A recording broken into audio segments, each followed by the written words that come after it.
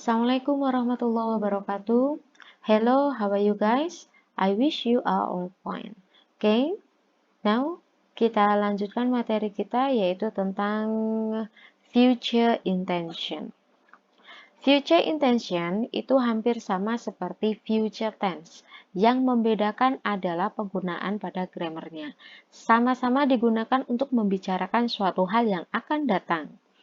Future intention itu menggunakan going to, yang artinya sebenarnya sama dengan will, yaitu akan. Penggunaan going to disertai dengan to be, is, am, are, kemudian verb atau kata kerja. Dan formulanya atau rumusnya biasanya subject, kemudian to be, is, am, are, lalu going to, kemudian verb satu murni. Contoh atau example. They are going to Monas next day. Mereka akan pergi ke Monas hari berikutnya. Jadi di sini setelah subjek itu menggunakan to be. Are adalah untuk subjek they, going to, lalu di sini ada verb, verbnya murni, to Monas next day. Ini adalah kata keterangan. Kemudian, he is going to make a cake next Sunday. Dia laki-laki akan membuat layang-layang hari Minggu selanjutnya. Jadi di sini setelah subjek itu ada to be-nya, lalu going to, kemudian ditambah dengan verb. Jadi setelah kata going to itu harus verb satu murni. Hati-hati, future intention itu berbeda dengan present continuous tense.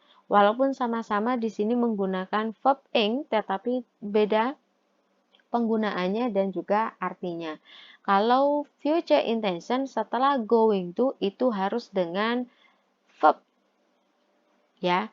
Jadi setelah going to itu harus dengan verb, tidak boleh dengan langsung keterangan. Itu nanti akan berbeda artinya. Kemudian di sini ada tabel untuk subjek, to be-nya, kemudian ada going to, lalu ada verb, object, dan adverb-nya. Nah, ini adalah contoh penggunaan going to. Contoh yang pertama, I am going to eat kerak telur next weekend. Saya akan makan kerak telur minggu depan. Jadi di sini berbeda, pokoknya ini berbeda dengan present continuous tense ya. Yang membedakan adalah setelah going to itu langsung verb. Kemudian, you are going to go to Japan next holiday. Kamu akan pergi ke Jepang liburan mendatang. Jadi di sini setelah going to itu langsung verb. Jadi tidak boleh langsung adverb. Nanti akan beda artinya. Kemudian, we are going to read magazine tomorrow. Kita akan membaca majalah besok. Hampir sama penggunaannya setelah will itu langsung verb. Tapi biasanya future intention itu digunakan untuk hal yang sudah kita rencanakan. Kemudian, she is going to cook fried rice later. Dia perempuan akan masak nasi goreng nanti. He is going to make a cupcake tomorrow. Dia laki-laki akan membuat cupcake besok. Jadi di sini itu setelah going to itu langsung verb ya, tidak boleh ke adverb. Nanti artinya akan lain.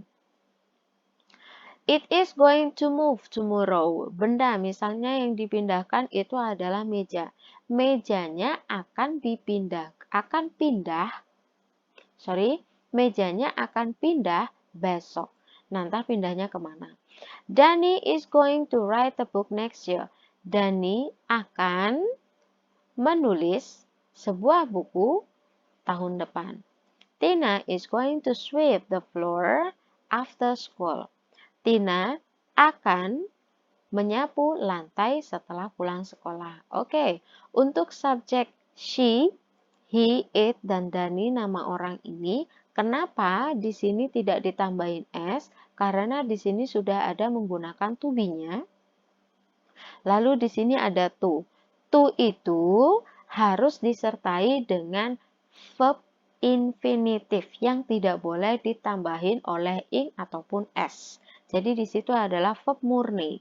Kemudian di sini ada Dani and Tina are going to study English next semester. Dani dan Tina akan belajar bahasa Inggris semester depan. Jadi hati-hati penggunaan future intention itu berbeda dengan present continuous tense. Kalau future intention itu setelah going to itu langsung verb pertama. Tidak ada tambahan ing ataupun es atau s. Oke, kita lanjutkan.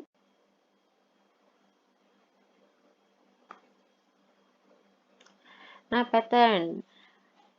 Biasa dalam bahasa Inggris itu ada 3 rumus yang biasanya kita berikan. Itu ada positive sentence, ada negative sentence, atau yes no question.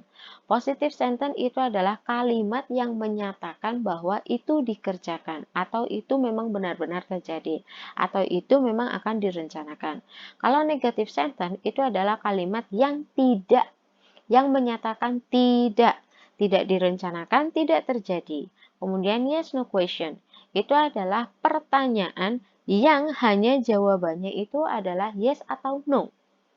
Oke, positive sentence. Di sini ada pattern atau rumusnya itu ada subject, kemudian di sini adalah to be adalah is, am, kemudian are, tergantung kepada subjeknya siapa, kemudian going to, lalu ada verb 1. Verb 1 murni tanpa tambahan ing atau es ataupun ed. Kemudian kalau mau ditambahin mungkin di sini ada adverb. Adverb itu adalah keterangan. Contoh, she is going to study science next month. Dia akan belajar ilmu pengetahuan alam bulan depan. Dia akan belajar ilmu pengetahuan alam bulan depan. Jadi ini sudah sesuai ya. Ada subjek, subjeknya itu adalah is, kemudian to be itu ada subjeknya she, maka to be-nya adalah is. Going to study, di sini adalah verb 1 murni, kemudian science next month itu adalah adverb. Kemudian kalau yang menyatakan negative sentence, di sini ada subjek, lalu ada to be, kemudian ditambahin not. Ditambahin not setelah to be. Going to, lalu ada verb 1, mungkin mau ditambahin adverb boleh. She is not atau she isn't going to study English next month. Dia tidak akan belajar bahasa Inggris bulan depan. Jadi di sini itu ada tambahan not atau disingkat isn't. She isn't going to study English next month. Dia tidak akan belajar bahasa Inggris bulan depan. Jadi ini yang menyatakan tidak. Kemudian ada yes no question. To be itu berada di depan, kemudian ada subjek, lalu going to, kemudian verb 1, mungkin mau ditambahin adverb lagi. Oke.